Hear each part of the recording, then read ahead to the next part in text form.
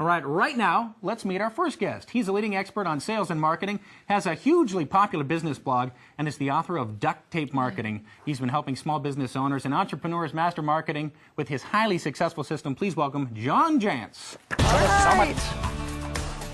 Hey, John. Hey, Great to see you. Welcome to the Small Business Summit. Well, you know, I was really looking forward to opening this up. Hopefully I won't lower the expectations for the other 15 hours to come. We're setting the bar high right here. And let's talk about your book, Duct Tape Marketing. What does that mean?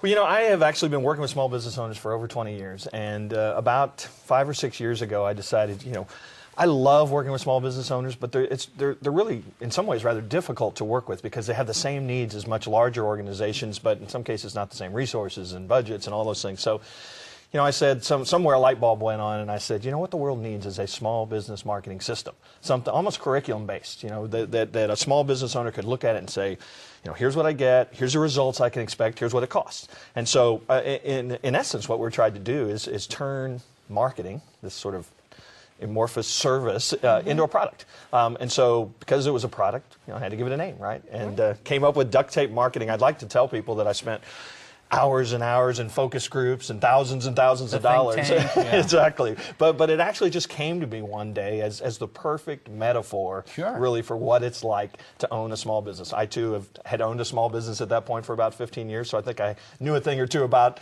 what it takes to run one. And so it just seemed like the perfect metaphor. And I have to admit, it's served me very, very well. Yeah, it's a catchy name. Well, people come up to me every time I do a workshop or something, they say, I get it. You know, or, you know, that really resonates with me. And, you know, from a marketing standpoint, if you can do that, you know, with a name or of your company or product or service, boy, that's half the battle. Right. Can't duct tape fix everything now? Well, and that's the other thing, too. Is there's this sort of strange love affair with all things duct tape that you know, that a lot of people will come up to me when I'm walking through airports or something and say, do you sell duct tape? You know, I love that stuff. So. All right. So what is your definition of marketing then, John? Sure. Well, again, going back to books and stuff that's out there, I mean, if you look up the stuff that they teach our children in schools, you know, the definition of marketing is not really very helpful. So I came up with a definition really after working with tens of thousands of small business owners. I think it's a little more honest and a little more real. So my definition is getting someone who has a need to know, like, and trust you.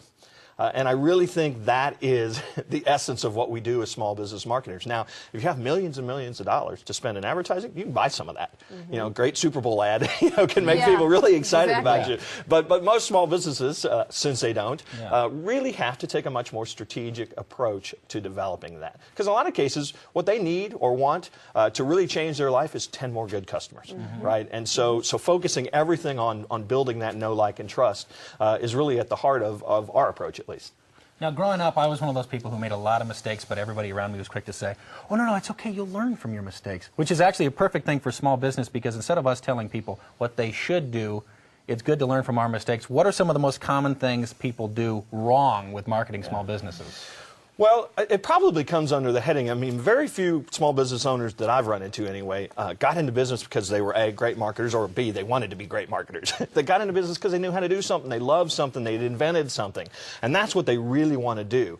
And a lot of times, the mistake is just they neglect the importance of marketing, what it means to their business. And so what happens, I think, a lot of times is if people feel a little uncomfortable with the marketing approach, is that they tend to just do the idea of the week. Oh, I went to a conference, I read a book, I heard somebody, you know, at a cocktail party tell me I ought to be buying pay-per-click advertising, you know, or I need to do this next. And so the big sort of global mistake is to not create a marketing strategy first. So in other words, clearly define an ideal customer. I mean, to the point where you and I, if I described it, you could see this person, you'd say, I know 5 people, you know, just like that. To really clearly define that, and then go out and find a core message, some way to differentiate your business. You know, a lot of folks believe that I'm an accountant, I'm going to start an accountancy. Well, the world doesn't.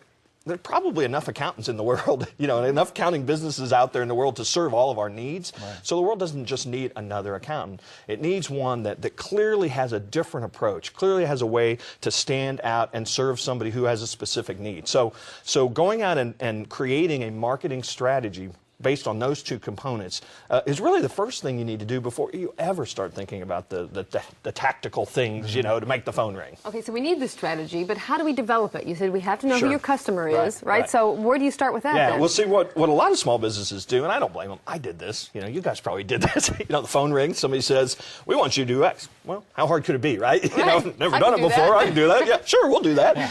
And so next thing you know, you're being all things to all people. I mean, there's no real focused target market. And a lot of times people say, well, you know, I'll ask them. And when I do workshops, I'll ask people, you know, raise your hand, you know, tell me who your target market is. Of course, inevitably somebody will say, well, anyone who has money, right? You know, I mean, and what's again, wrong with that? well, and the thing that it really does, though, trying to be all things to all people, is you really don't get known for being anything, you know, necessarily to anyone. I had a big wake up about 15 years ago. I sent out a survey. I thought we were really these great marketers, right? I sent out a survey to all my customers. You know, give me the one word that, or even the one sentence, or, you know, or the one phrase that describes, you know, what we do. And I sent it out to 50. I sent it out to I don't know how many people. I got 15 responses, and they were all different. You know, everybody had their own idea of what we did because that's how they viewed us. And so, one of the things that small business owners absolutely have to do is to narrow their target focus to somebody that really they can serve, that falls under what I call the ideal, you know, customer. And that's people that your product or service really is uniquely suited to serve, that value what you do, that pay on time, that don't beat up your staff, you know, that are good revenue producers, that refer you.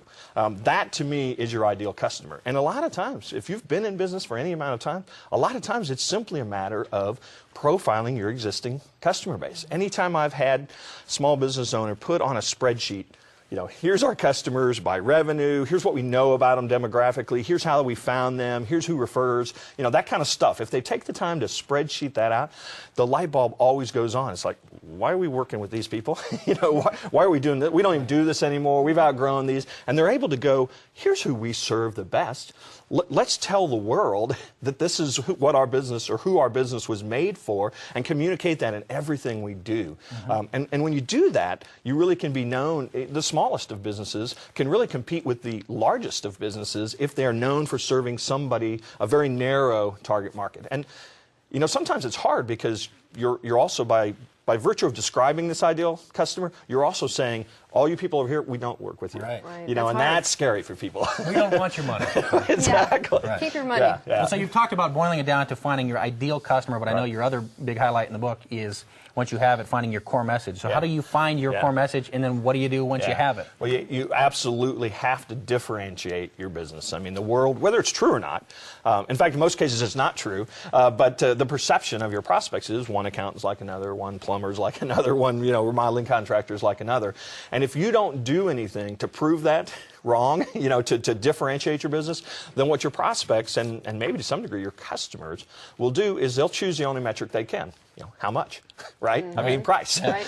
And so it's absolutely essential that you find a way to differentiate your business. And that is, in some cases, tapping what you really do that's unique, that's different. Maybe you've come up with a different way to package, to deliver, to serve customers. But if not, it's absolutely essential that you find that difference and you move your business towards it. You create it. So one of the steps, the action steps that I would give the audience is to find 8 or 10 of these ideal customers we talked about, the ones that really value what you do, you love working with them, they refer you, and interview them. It's amazing how little contact a lot of business owners will have with their existing clientele. If they call us up and want to order something, you know, then maybe we talk to them.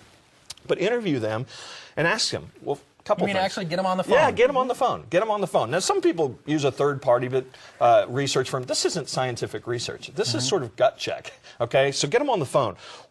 Why'd you hire us in the first place? What do we do that somebody else in this industry doesn't do? Why do you refer us? What are the actual words you use to refer us? And it is amazing how often I've done that with and for customers, and the actual core message, the real thing that they do that differentiates them, comes right out of the mouths of their customers. Now, John, another thing you say that's very important is lead generation for small businesses when you're marketing, and you have a lead generation trio. We need to know about that. Well, sure. Well, you know, what we've talked to so far, or talked about so far, is really sort of this foundational strategy, right? And that's So the part, customer. yeah, it has to be in place. You know, all your marketing materials have to reflect it. I mean, they all have to be driving towards that strategy. Well, now that we've got that, then we want the phone to ring, right?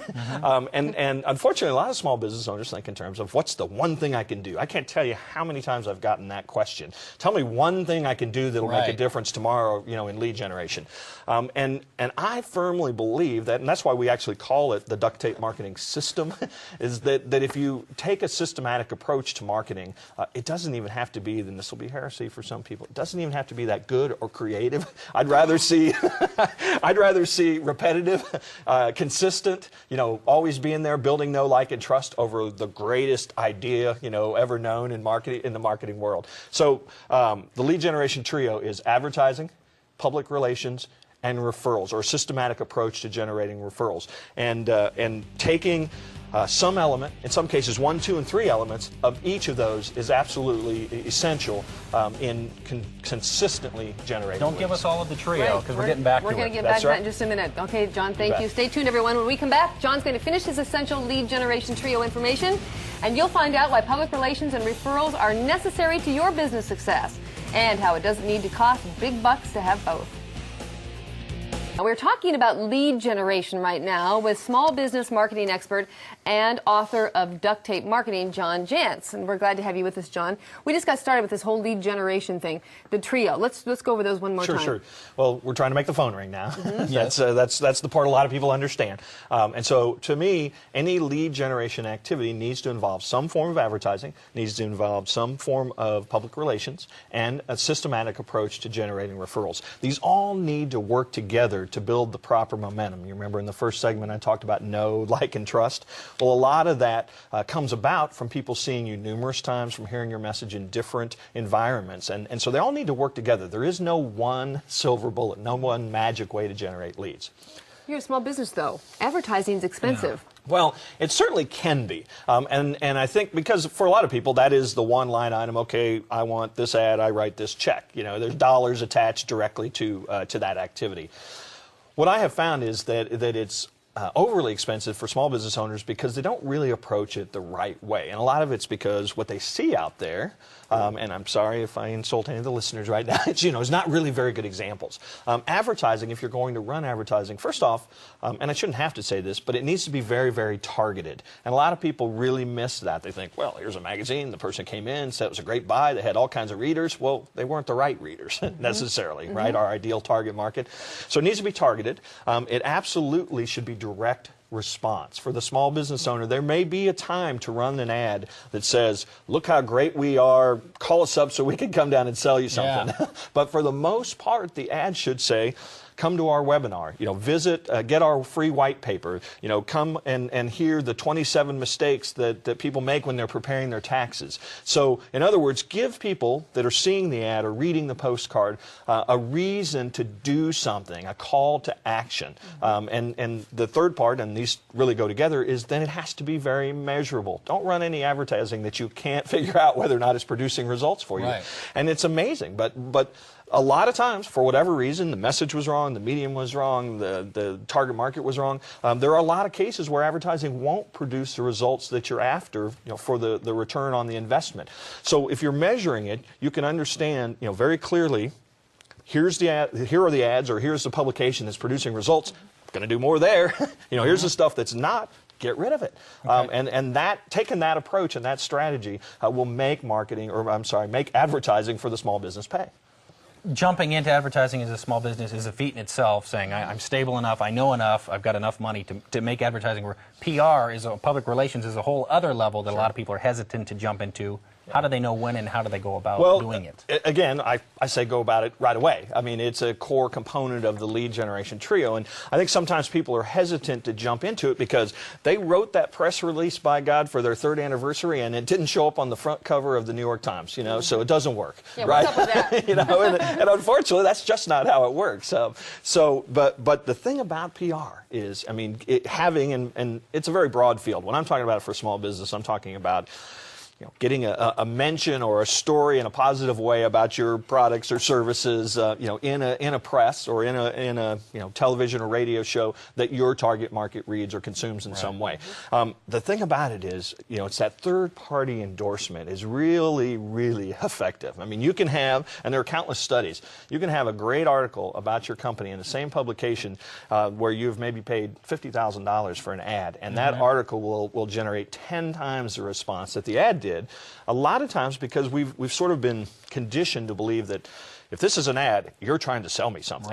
But if that reporter, that journalist wrote something about your story, well, they have nothing to gain. I mean, you must really do great things. And so that endorsement is so valuable. But the key really is how you go about getting those. It's not easy. No, it's not. It's not. And actually, there are really two strategies that I put in our system for every small business. One really is that you need to figure out who the journalists are that write about, in your community, about your industry, and don't just start bombarding them with press releases. Journalists are overworked, in many cases, underpaid. They're getting asked to do more and more, every day on the internet and things. And so what you want to do is you want to think of them as a target market. So what do we do with the target market? We try to get them to know, like, and trust us. Well, you don't do that by bombarding with phone calls and press releases. You do it by becoming a resource to them. So develop this list and then start sending them, well, first off, read what they write, but then start sending them additional information. You probably read trade journals and industry publications that they don't get because they write for 5 beats and their editor said, write an article on this. And so start gently, dripping information in them, commenting. The great thing is a lot of journalists have blogs now. Start commenting in a relevant way on their blogs. Start sending them surveys and data that they probably don't have access to. And one of the things you're going to find is if you do this for several months and not in a pushy way, not in a selling way, your phone's going to ring one day and it's going to be somebody saying, you know what? I need a quote on X, okay? And that's when the relationship really starts. So that part has to be done. It has to be done systematically. It is work. It is a long-term play, and so that's why people give up on it and don't do it, because everybody wants instant gratification.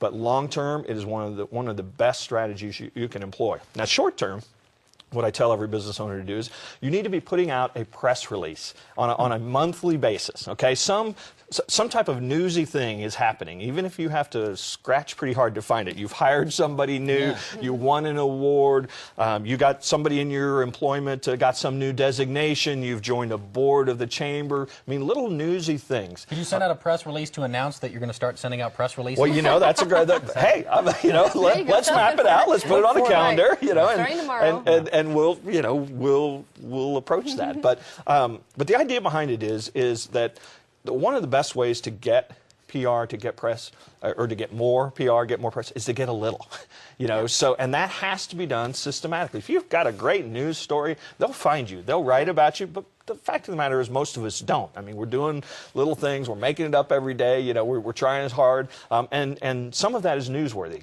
There are a lot of publications that will print, the entrepreneur in action, type of story. So you start getting a little bit of that.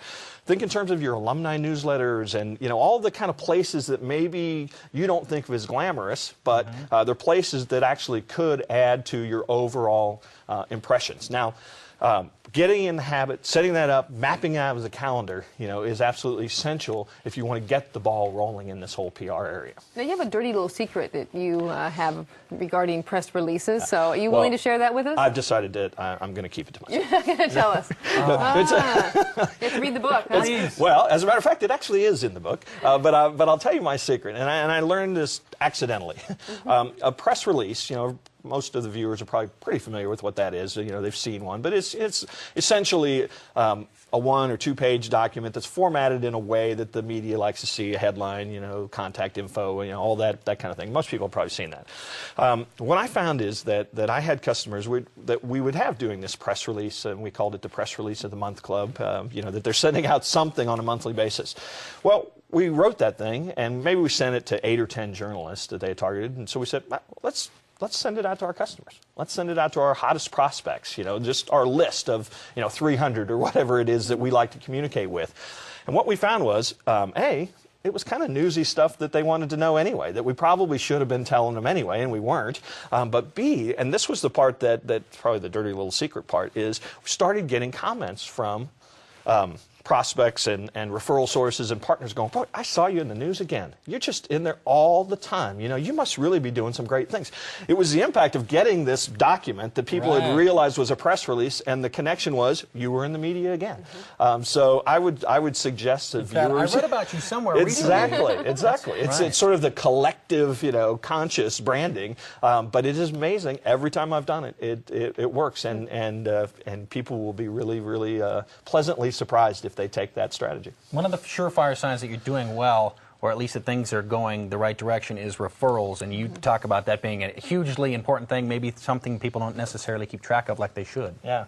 Well, you know what I've found in talking to countless small business owners is, and I do this again in my workshops, to say, okay, how many of you have built your business, you know, the primary way you've built your business is by way of referral? Well, 75% of the people raise their hands. I mean, you know, you start a company out, you're not doing a whole bunch of advertising and marketing, and you know, you do some work for somebody and they like it, so they tell somebody and they tell somebody, and next thing you know, you're generating business by way of referral. But the thing that still stumps me is that then I'll ask those same 75% of the audience, okay, what do you do to systematically generate them? You know, and that's when look at their feet, well, nothing. They just kind of happen accidentally, and it just kind of dawned on me that, wow, what a shame. People are really taking this thing that is so powerful, and they're not utilizing it in the way they could. So a lot of that comes down to literally having a systematic approach. And so that's what we really teach people, okay? So that first part of generating referrals, and there are a lot of great reasons for doing it. A lot of times this sales cycle is much shorter. Maybe you haven't spent any advertising, to generate it. A lot of times that halo effect, the know, like, and trust, well, you've borrowed that, from somebody else. You didn't have to build it yourself. So those are all the great reasons for doing it. Number one key, when people ask me, how do I do it? Well, the number one key is you have to be referable. And a lot of people get some amount of referrals, but again, they happen accidentally. And so what you have to do, in my opinion, is map out all the touch points in your business. In other words, every way in which your business comes into contact with a prospect or with a customer, through the know, like, trust, buy, try, repeat, refer, all those ways in which you will come into contact with them. You need to map those out, and you need to say, are we having a referable, marketing contact here? Even the delivery and the billing and all the things that you think, well, that's not marketing. Well, they're performing a marketing function. So if you create that map of all the ways in which your business comes into contact potentially with a prospect or a customer, and you make sure that you build referable marketing moments into those contacts, you will become, by very nature, more referable.